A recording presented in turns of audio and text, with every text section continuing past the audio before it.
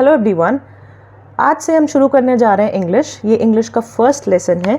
मेरी कोशिश ये है कि जिस तरह मैंने आपको मैथ्स में हेल्प की है, मेरी वीडियोस से आपका मैथ्स में इंटरेस्ट डेवलप हुआ है या मैथ्स के बेसिक्स क्लियर हुए हैं, उस तरह से मैं आपको इंग्लिश में भी हेल्प कर पाऊँ।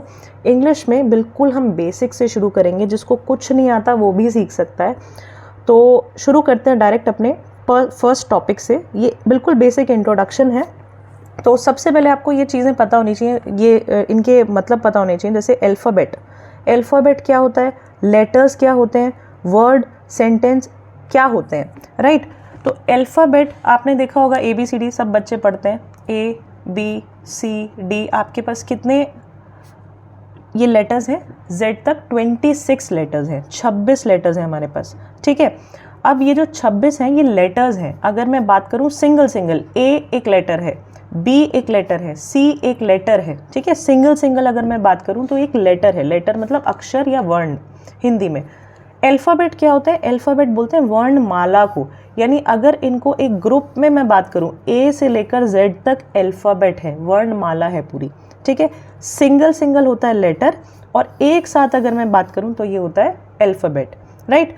अब लेटर्स में भी इन 26 लेटर में से 5 ऐसे हैं जो वॉवल्स होते हैं, और बाकी के बचे कितने? 21। 26 में से 5 माइनस करोगे 21। तो 5 जो है वो स्वर बोलते हैं उनको हिंदी में, वॉल्स हैं इंग्लिश में। 21 जो है वो कॉन्सोनेंट है या व्यंजन है, आपको याद रखना है। कैसे इनके साउंड्स के हिसाब से हमने इनको डिफरेंशिएट किया हुआ है। जैसे वॉल्स हो गए आपके हिंदी में, अगर मैं बात करूँ अ, आ, ई, ठीक है, इस तरह से ए, आई। ये जो साउंड्स है ना, ये आपकी वही है। जैसे अ और आ की साउंड आप ए से प्रोड्यूस कर सकते हो, निकाल सकते हो। ई की साउंड ई या आई से निकाल सकते हो। ऐसे ही ए, ऐसे ही यू और ओ, ये सारे वही हैं जो हिंदी में आपकी स्वर की आवाज़ें हैं। देखो ये बात याद रखना कि इंग्लिश एक भाषा है, और भाषा बिना आवाज़ों के नहीं बनी है। अगर आवाज़ यानी साउंड नहीं होगी तो आप कोई भी बात अपनी कम्युनिकेट नहीं कर पाओगे। तो बिल्कुल इसका जो बेसिक है वो आवाज़ें ही है, ठीक है।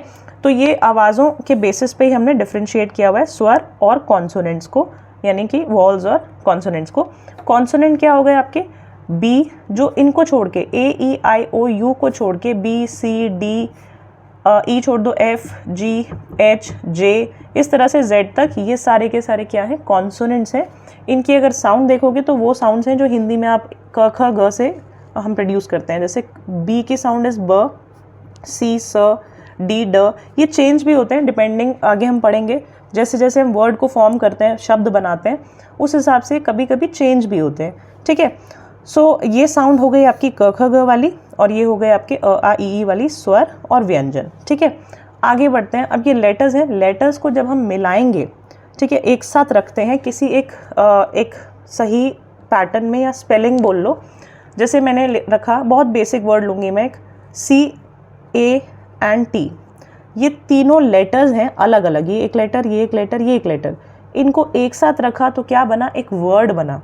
इसी तरह अगर मैं लिखूं मेड, MADE, ये एक और वर्ड बना 4 लेटर्स से। तो ये 4 अक्षर हुए, ये एक वर्ड हुआ, ठीक है। वर्ड को हिंदी में कहते हैं शब्द। अब इन्हीं वर्ड को हम अगेन एक पैटर्न में रखते हैं, एक ऑर्डर में रखते हैं, एक सीक्वेंस में रखते हैं, जिसको हम सेंटेंस कहते हैं, वाक्य कहते हैं, ठीक है। जैसे एक एग्जाम्पल के तौर पे देखते हैं। Let's say Saira is making a card for her mother, ठीक है। ये एक सेंटेंस लिया है मैंने, जानबूझ के थोड़ा सा लेंदी सेंटेंस लिया है, ओके।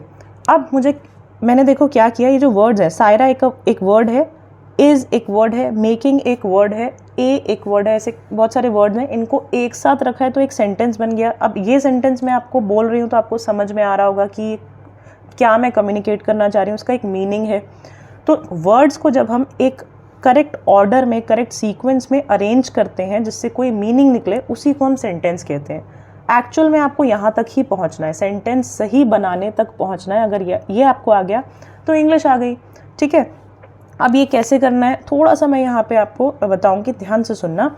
देखो ये जो वर्ड है सायरा, ये एक नाउन है। अभी समझ नहीं आएगा, कोई बात नहीं, ये एक एक करके हम पढ़ेंगे। अभी बस ये समझ लो क्योंकि इंटरेस्ट डेवलप करना बहुत ज़रूरी है। अगर समझ नहीं आएगा हम क्यों पढ़ रहे हैं, नाउन, प्रोनाउन, एडजेक्टिव, ये बहुत सारी चीज़ें हैं, अगर ये समझ ही नहीं आया कि पढ़ने के बाद होगा क्या, इनकी मतलब यूजेस क्या है, अप्लाई कहाँ करोगे, तो बिल्कुल इंटरेस्ट नहीं आएगा। ठीक है, तो मैं आपको समझाती हूँ कि आगे जो हम वीडियोज़ में सीखने वाले हैं वो कैसे शुरू होगा और क्या करना है हमें उनका। ठीक है, सायरा एक नाम है तो एक नाउन है।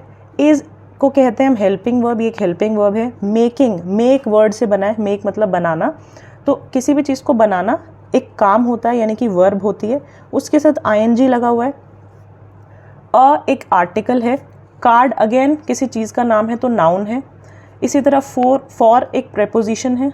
ठीक है, हर एक प्रोनाउन है। मदर फिर से नाउन है। तो ध्यान से देखो, यहाँ पे noun, helping verb, verb, preposition, pronoun, ऐसे एडजेक्टिव इस सेंटेंस में तो नहीं है, बट एडवर्ब, एडजेक्टिव, बहुत सारी चीज़ें यूज़ होती हैं इनका, और एक सीक्वेंस होता है। जैसे नाउन यहीं क्यों आई है, सायरा पहले ही क्यों लिखा है, हेल्पिंग वर्ब सेकंड नंबर पे क्यों है, ये थर्ड पे क्यों है, इसके साथ ing क्यों लगा है, यही आपको सीखना है। अगर ये समझ में आ गया, ये रूल समझ आ गए, तो आपको इंग्लिश आ जाएगी। ठीक है, तो इन रूल्स को समझने से पहले आपको ये तो पता होना चाहिए ना कि नाउन है क्या, वर्ब है क्या, प्रोनाउन, प्रेपोजिशन, ये सब है क्या। तो ये 8 से 9 चीज़ें हैं, ध्यान से सुनना, 8 से 9 चीज़ें हैं। Noun, pronoun, adjective, adverb, verb, preposition, conjunction, interjection, इस तरह से मिला जुला के 8 से 9 चीज़ें हैं। ये हम एक एक करके आने वाली वीडियोस में पढ़ेंगे। ये आपका बेस तैयार करेंगी कि आप सेंटेंस बनाने तक पहुंच पाओ।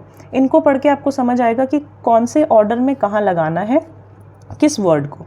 ठीक है, देखो ये चीज़ ध्यान से सुनना। अगर मैं इसको आगे पीछे कर दूँ, जैसे मैं बोलूँ Saira making card her is a for mother, ठीक है, तो ये सेंटेंस बिल्कुल नहीं हो सकता, क्योंकि इससे कोई मीनिंग नहीं निकल रहा है, ये ऑर्डर ठीक नहीं है। तो वो ऑर्डर सीखना बहुत ज़रूरी है। ऑर्डर सीखने के लिए आपको ये सब पता होना चाहिए। ठीक है, तो धीरे धीरे पढ़ेंगे।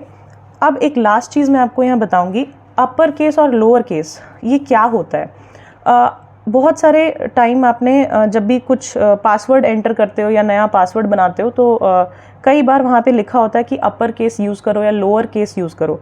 तो वो क्या होता है, कुछ भी नहीं है, बहुत इजी सी चीज़ है। अपर केस होता है कैपिटल लेटर्स, जो भी आपके कैपिटल लेटर्स हैं, और लोअर केस हो गया आपका स्मॉल लेटर्स। तो कैपिटल लेटर जैसे ए कैपिटल, बी कैपिटल, जितने भी लेटर्स हैं जेड तक सारे कैपिटल्स में लिखने हैं, बड़े। ठीक है, स्मॉल लेटर्स का मतलब है ए स्मॉल में, बी स्मॉल में, सी स्मॉल में, डी स्मॉल में, ई स्मॉल में, इस तरह से जेड तक स्मॉल लेटर्स, राइट। तो ये अपर केस हो गया कैपिटल और लोअर केस हो गया स्मॉल। आई होप आपको ये बेसिक चीज़ें समझ में आई होंगी। मेरी वीडियोस देखते रहना, सारी वीडियोस देख लोगे, काफ़ी हद तक 60 to 70% मैं गारंटी देती हूँ कि आपकी इंग्लिश अच्छी हो पाएगी, या आपके कॉन्सेप्ट्स क्लियर हो पाएंगे। आप आगे की चीज़ें जो भी स्कूल में चलता है या बुक्स में लिखा होता है वो बहुत अच्छे तरीके से समझ पाओगे। Thank you so much guys for watching.